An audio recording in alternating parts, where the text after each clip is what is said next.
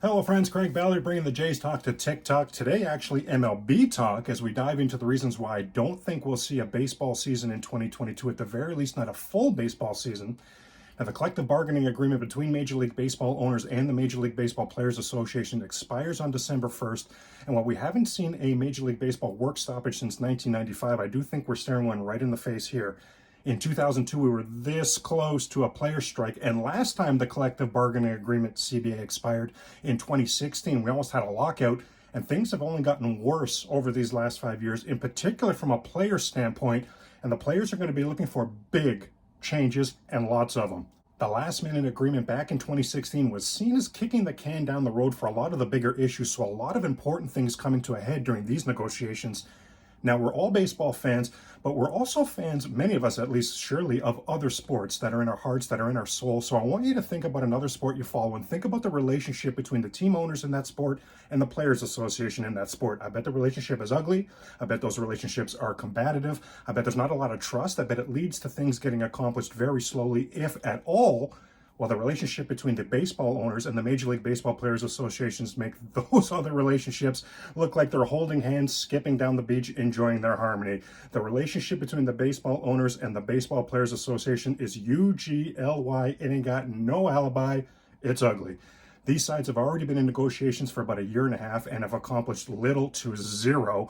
In fact, each side has presented an offer to the other side, and each time the other side has refused to discuss things further, as each proposal contained things deemed as non-starters for their side.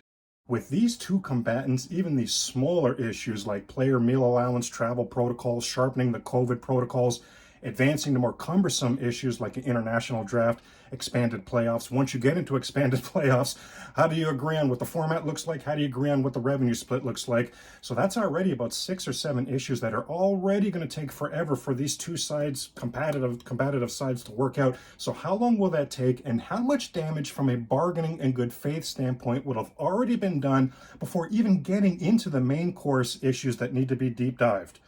Players looking for massive changes to several big ticket items. We're going to hear the term competitive integrity often throughout this process.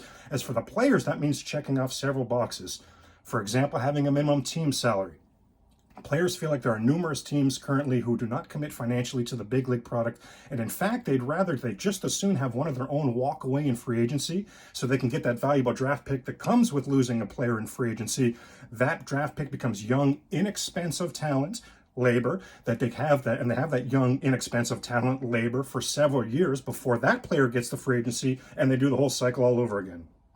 Now, the owners have already proposed a $100 million floor for team payroll, which would see about half the league need to increase their spending, but attached to that was lowering the luxury tax for team payroll. Right now, that starts at $210 million. Owners looking to get that down to $180 million. Now, this is a huge issue for the players. The players have seen their average salary decrease over the lifespan of this current collective bargaining agreement, and they want to dig in and eliminate the luxury tax. So they claim the luxury tax has become a salary cap, as owners are not willing to spend into the tax, thus capping their spending.